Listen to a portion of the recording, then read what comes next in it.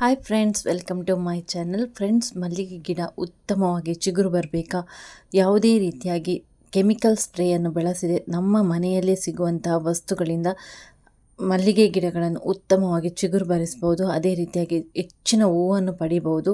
ಅದು ಯಾವುದು ಅಂತ ಹೇಳಿ ನಾನು ಈ ವಿಡಿಯೋದಲ್ಲಿ ನಿಮಗೆ ತೋರಿಸಿಕೊಡ್ತೇನೆ. ದಯವಿಟ್ಟು ವಿಡಿಯೋವನ್ನು ಸ್ಕಿಪ್ ಮಾಡದೆ ಕಂಪ್ಲೀಟಾಗಿ ವಾಚ್ ಮಾಡಿ. ಯಾರೆಲ್ಲ ಸಬ್ಸ್ಕ್ರೈಬ್ ಮಾಡದೆ ನೋಡ್ತಿದ್ದೀರಿ, ದಯವಿಟ್ಟು ಸಬ್ಸ್ಕ್ರೈಬ್ ಮಾಡಿಕೊಂಡು ವಿಡಿಯೋ ನೋಡಿ. ವಿಡಿಯೋ ಇಷ್ಟ ಆದರೆ ಲೈಕ್ ಮಾಡಿ, ಹೆಚ್ಚಿನ ಜನರಿಗೆ ಶೇರ್ ಮಾಡೋದನ್ನು ಮಾತ್ರ ಮರಿಬೇಡಿ. ಹಾಗಾದರೆ ಬನ್ನಿ ನಮ್ಮ ಇವತ್ತಿನ ವಿಡಿಯೋವನ್ನು ಸ್ಟಾರ್ಟ್ ಮಾಡೋಣ. ನೋಡಿ, ನಾನು ಇಲ್ಲಿ ಗೋಣಿ ಚೀಲದಲ್ಲಿ ತರಗೆಲೆಯನ್ನು ತುಂಬಿಸಿ ಇಟ್ಟುಕೊಂಡಿದ್ದೇನೆ. ಈ ತರಗೆಲೆಯನ್ನು ಕೊಳೆಸಬೇಕು. ಇದು ಕೊಳಿಲಿಕ್ಕೆ 4 ತಿಂಗಳಾದರೂ ಬೇಕು. ನಾವು ಇದಕ್ಕೆ ನೀರನ್ನು ಹಾಕ್ತಾ ಇರಬೇಕು. 1-2 ವಾರಗಳ ತನಕ ನೀರನ್ನು ಹಾಕ್ತಾ ಇರಬೇಕು. ಇದು ನಮ್ಮ ಮನೆಯ ಪಕ್ಕದಲ್ಲೇ ಸಿಗುವಂತಹ ಗಿಡದ ಎಲೆಗಳಿರ್ತದೆ ನೋಡಿ, ಅದನ್ನು ನಾವು ಸಂಗ್ರಹಿಸಿಟ್ಟುಕೊಂಡಿರಬೇಕು. ಇವಾಗ ಇದಕ್ಕೆ ಏನು ಮಾಡಬೇಕಂದ್ರೆ ನೀರನ್ನು ಹಾಕ್ಕೊಳ್ಬೇಕು. ಈ ನೀರನ್ನು ಯಾವುದೇ ಕಾರಣಕ್ಕೂ ನಾವು ಬೇರೆ ಕಡೆ ಚೆಲ್ಲಬಾರ್ದು. ಇದನ್ನು ಗಿಡಗಳಿಗೆ ಹಾಕಿದರೆ ಗಿಡದಲ್ಲಿ ಹೆಚ್ಚಿನ ಇಳುವರಿಯನ್ನು ಕಾಣ್ಬೋದು. ಇದಕ್ಕೆ ತುಂಬ ನೀರನ್ನು ಹಾಕ್ಕೊಳ್ಬೇಕು. ಯಾಕೆಂದರೆ ಅದರ ಅಡಿಭಾಗದಲ್ಲಿ ಎಲೆಗಳೆಲ್ಲ ಇದೆ, ಅದೆಲ್ಲ ಕೊಳಿಬೇಕು. ಕೊಳೆತ ನಂತರ ಅದು ಉತ್ತಮ ಗೊಬ್ಬರ ಆಗಿ ಪರಿಣಮಿಸ್ತದೆ. ಆದರೆ ಇದು ಕೊಳಿಬೇಕಂದ್ರೆ 4 ತಿಂಗಳಾದರೂ ಇಡಲೇಬೇಕು. ನಾವು 4 ತಿಂಗಳಿಟ್ಟರೆ ಮಾತ್ರ ಇದು ಕೊಳಿಲಿಕ್ಕೆ ಸಾಧ್ಯ. ದನ ಎಲ್ಲ ಇದ್ದರೆ ಈ ಥರ ಎಲೆಗಳನ್ನು ಹಾಕಿದರೆ ಅದು ಬೇಗ ಕೊಳೀತದೆ. ಇವಾಗ ನಾನು ಸ್ವಲ್ಪ ಸೆಗಣಿಯನ್ನು ತೆಗೆದುಕೊಳ್ತಾ ಇದ್ದೇನೆ. ನಮ್ಮ ಮನೆಯಲ್ಲಿ ದನ ಇಲ್ಲ, ನಮಗೆ ಪಕ್ಕದ ಮನೆಯವರು ಸೆಗಣಿ ಕೊಡ್ತಾರೆ, ಹಾಗಾಗಿ ಅದನ್ನು ನಾನು ತೆಗೆದುಕೊಂಡಿದ್ದೇನೆ. ಹಾಗೆ ಇದಕ್ಕೆ ಈ ಸೆಗಣಿಗೆ ಸ್ವಲ್ಪ ಗೊಬ್ಬರ ಸೊಪ್ಪು ಅಂತ ಸಿಗ್ತದೆ, ಅದು ಸಿಕ್ಕಿದರೆ ಹಾಕಿ. ನಮ್ಮ ಹಳ್ಳಿ ಕಡೆ ಇರೋದ್ರಿಂದ ನಮಗೆ ಸಿಗ್ತದೆ, ಕೆಲವರಿಗೆ ಸಿಗುವುದಿಲ್ಲ. ಹಾಗಾಗಿ ಸಿಕ್ಕಿದರೆ ಹಾಕಿ, ಬೇಕು ಅಂತ ಏನೂ ಇಲ್ಲ.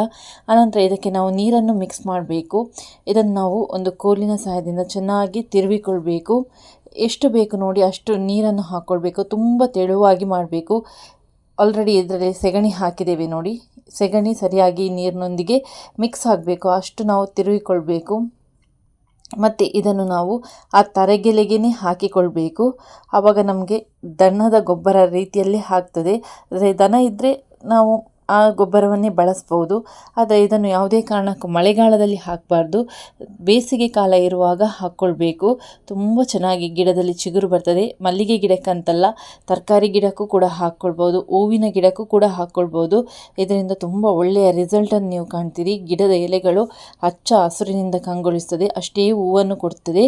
ನೋಡಿ, ನಾನು ಇದಕ್ಕೇ ಹಾಕ್ಕೊಳ್ತಾ ಇದ್ದೇನೆ. ಕೆಳಗಡೆ ಒಂದು ಪಾತ್ರೆಯನ್ನು ಇಡಲೇಬೇಕು, ದೊಡ್ಡ ಪಾತ್ರೆಯನ್ನೇ ಇಟ್ಕೊಳ್ಬೇಕು. ನೋಡಿ, ತರಗೆಲೆ ಇರುವಂತಹ ಗೋಣಿ ಚೀಲಕ್ಕೇ ನಾನು ಹಾಕ್ಕೊಂಡಿದ್ದೇನೆ. ಇವಾಗ ಆ ನೀರಿನೊಂದಿಗೆ ಈ ಸೆಗಣಿ ನೀರು ಕೂಡ ಮಿಕ್ಸ್ ಆಗ್ತದೆ. ಹಾಗಾಗಿ ಗಿಡಗಳು ಚೆನ್ನಾಗಿ ಜೀವ ಬರಲಿಕ್ಕೆ, ಹೂ ಬಿಡಲಿಕ್ಕೆ, ಅದೇ ರೀತಿಯಾಗಿ ಮೊಗ್ಗುಗಳು ಬಿಡಲಿಕ್ಕೆ ತುಂಬ ಸಹಕಾರಿಯಾಗ್ತದೆ. ಇದನ್ನು ನೀವು ದಾಸವಾಳದ ಗಿಡಕ್ಕೂ ಹಾಕ್ಬೋದು, ಅಥವಾ ಮನೆಯಲ್ಲಿ ಯಾವುದೇ ಹೂವಿನ ಗಿಡ ಅಥವಾ ತರಕಾರಿ ಗಿಡ ಏನೇ ಇದ್ದರೂ ಅದಕ್ಕೆ ನೀವು ಇದನ್ನು ಈ ನೀರನ್ನು ಹಾಕ್ತಾ ಬಂದರೆ ಗಿಡದಲ್ಲಿ ಚೆನ್ನಾಗಿ ಚಿಗುರು ಬರ್ತದೆ. ನೋಡಿ, ಇಷ್ಟು ನೀರು ಸಿಕ್ಕಿತು. ಇದಕ್ಕೆ ನಾವು ಮತ್ತೆ ನೀರನ್ನು ಆ್ಯಡ್ ಮಾಡಬೇಕು. ಇದನ್ನೇ ಡೈರೆಕ್ಟಾಗಿ ಹಾಕಬಾರ್ದು, ಇದು ತುಂಬ ಹೀಟ್ ಇರುತ್ತೆ. ಹಾಗಾಗಿ ಇದಕ್ಕೆ ನಾವು ತುಂಬ ನೀರನ್ನು ಹಾಕ್ಕೊಳ್ಬೇಕು. ನೀರನ್ನು ಹಾಕಿ ಚೆನ್ನಾಗಿ ನೀರನ್ನು ಹಾಕ್ಕೊಳ್ಬೇಕು, ತುಂಬ ನೀರನ್ನು ಹಾಕ್ಕೊಳ್ಬೇಕು. ಹಾಕಿದ ನಂತರ ನಾವು ಗಿಡಗಳಿಗೆ ಈ ನೀರನ್ನು ಹಾಕಿಕೊಳ್ಬೇಕು. ಇವಾಗ ಇದಕ್ಕೆ ನಾನು ತುಂಬ ನೀರನ್ನು ಸೇರಿಸಿದ್ದೇನೆ. ಆನಂತರ ನೋಡಿ, ಗಿಡದ ಬುಡಕ್ಕೆ ಹಾಕಿಕೊಳ್ಬೇಕು. ನಾನು ತುಂಬ ಸಮಯದಿಂದ ಇದನ್ನು ಹಾಕ್ತಾ ಇದ್ದೀನಿ, ಹಾಗಾಗಿ ಗಿಡದ ಎಲೆಗಳು ನೋಡಿ ಹಚ್ಚ ಹಸುರಿನಿಂದ ಕಂಗೊಳಿಸ್ತಾ ಉಂಟು. ಈ ಗಿಡದಲ್ಲಿ ಯಾವುದೇ ರೀತಿಯಾಗಿ ನಮಗೆ ರೋಗ ಬಾಧೆಗಳು ಕೂಡ ಬರುವುದಿಲ್ಲ. ನ್ಯಾಚುರಲ್ ಆಗಿ ಗಿಡ ಚಿಗುರ್ತದೆ. ಅದೇ ರೀತಿಯಾಗಿ ಮೊಗ್ಗುಗಳು ಕೂಡ ಜಾಸ್ತಿಯಾಗಿ ಬಿಡ್ತದೆ. ತುಂಬ ಒಳ್ಳೆಯ ಚಿಗುರು ಬರ್ತದೆ ಇದರಲ್ಲಿ. ನೀವು ಯಾವುದೇ ಗಿಡಕ್ಕೆ ಬೇಕಾದರೂ ಇದನ್ನು ಟ್ರೈ ಮಾಡಿ ನೋಡಿ. ನಿಮ್ಮ ಮನೆಯಲ್ಲಿ ಯಾವುದಾದ್ರೂ ದಾಸವಾಳದ ಹೂವಿನ ಗಿಡ ಇದ್ದರೆ ಫಸ್ಟ್ ಅದಕ್ಕೆ ಹಾಕಿ ನೋಡಿ. ಇದರಿಂದ ತುಂಬ ಗಿಡದಲ್ಲಿ ಬೆಳವಣಿಗೆಯನ್ನು ನೀವು ಕಾಣ್ಬೋದು. ಯಾಕೆಂದರೆ ಇದು ನಮಗೆ ನೈಸರ್ಗಿಕವಾಗಿ ಸಿಗುವಂಥ ವಸ್ತುಗಳು. ಇದಕ್ಕೆ ಯಾವುದೇ ರೀತಿಯಾಗಿ ಕೆಮಿಕಲನ್ನು ನಾವು ಆ್ಯಡ್ ಮಾಡೋದಿಲ್ಲ. ತರಗೆಲೆ ಗಿಡಗಳಿಗೆ ತುಂಬ ಒಳ್ಳೆಯದು, ಅದನ್ನು ಮಾತ್ರ ಕೊಳೆಯಿಸಿ ಹಾಕ್ಕೊಳ್ಬೇಕು. ಇನ್ನು ನಾನು ಈ ತರಗೆಲೆಯನ್ನು 4 ತಿಂಗಳ ಕಾಲ ಇಟ್ಟು ಅನಂತರ ಮಲ್ಲಿಗೆ ಗಿಡಗಳಿಗೆ ಹಾಕ್ತೇನೆ. ಅದು ಹೇಗೆ ಹಾಕ್ತೇನೆ, ಯಾವ ಪ್ರೋಸೆಸ್ಸಲ್ಲಿ ಹಾಕ್ತೇನೆ, ಮತ್ತು ಏನು ಹಾಕ್ತೇನೆ ಅದನ್ನು ಕೂಡ ನಾನು ನಿಮ್ಮ ಜೊತೆ ವಿಡಿಯೋ ಮಾಡಿ ಶೇರ್ ಮಾಡ್ತೇನೆ. ನಾನು ಈ ತರಗೆಲೆ ನೀರನ್ನು ಪ್ರತಿ 3 ದಿವಸಕ್ಕೊಮ್ಮೆ ಹಾಕ್ತಾ ಇರ್ತೇನೆ.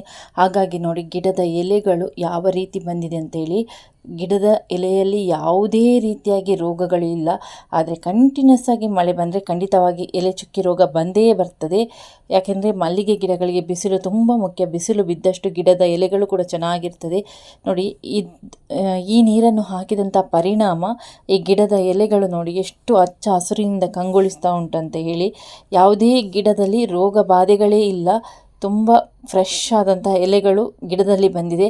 ಅದಕ್ಕೆಲ್ಲ ಕಾರಣ ಈ ತರಗೆಲೆಯ ನೀರು ಮತ್ತು ಸೆಗಣಿ ನೀರು ಒಟ್ಟಿಗೆ ಮಿಕ್ಸ್ ಮಾಡಿ ಹಾಕಿದ್ರಿಂದ ಈ ರೀತಿಯಾಗಿ ಉಂಟು. ನೋಡಿ, ನನ್ನ ಮನೆಯಲ್ಲಿ ಮೆಣಸಿನ ಗಿಡ ಕೂಡ ಉಂಟು, ಅದಕ್ಕೆ ಕೂಡ ಹಾಕಿದ್ದೀನಿ. ಎಷ್ಟು ಮೆಣಸಾಗಿದೆ ಅಂತ ನೀವೇ ನೋಡಿ. ಗಿಡದ ತುಂಬೆಲ್ಲ ಮೆಣಸಿನಕಾಯಿಗಳು ಬಿಟ್ಟಿದೆ. ಎಷ್ಟು ಮೆಣಸು ಕೂಡ ತುಂಬ ಚೆನ್ನಾಗಿದೆ. ಇದಕ್ಕೆಲ್ಲ ಕಾರಣ ಆ ಗೊಬ್ಬರದ ನೀರು. ಅದೇ ರೀತಿಯಾಗಿ ಇನ್ನೊಂದು ತರಕಾರಿ ಗಿಡ ತೋರಿಸ್ತೇನೆ ನೋಡಿ. ತುಂಬ ಮೆಣಸಾಗಿದೆ. ಒಂದೇ ಗಿಡದಲ್ಲಿ ಇಷ್ಟು ಮೆಣಸು ಸಿಕ್ಕಿದೆ. ಅದೇ ರೀತಿಯಾಗಿ ಅಲಸಂಡೆ ನೋಡಿ, ತುಂಬ ಆಗಿದೆ ಅಲಸಂಡೆ ಕೂಡ. ಯಾವುದೇ ರೀತಿಯಾದಂಥ ತರಕಾರಿ ಗಿಡಗಳಿಗೆ ಕೂಡ ಇದನ್ನು ಬಳಸ್ಬೋದು. ಈ ನೀರು ಒಮ್ಮೆ ಯೂಸ್ ಮಾಡಿ ನೋಡಿ, ಇದರ ರಿಸಲ್ಟ್ ನೀವೇ ನನಗೆ ಹೇಳ್ತೀರಾ. ವೀಕ್ಷಕರೇ, ನಿಮಗೆ ಈ ವಿಡಿಯೋ ಇಷ್ಟ ಆಗಿದೆ ಅಂತ ಅಂದ್ಕೊಳ್ತೀನಿ. ಇಷ್ಟ ಆದರೆ ಹೆಚ್ಚಿನ ಜನರೊಂದಿಗೆ ಶೇರ್ ಮಾಡೋದನ್ನು ಮಾತ್ರ ಮರಿಬೇಡಿ.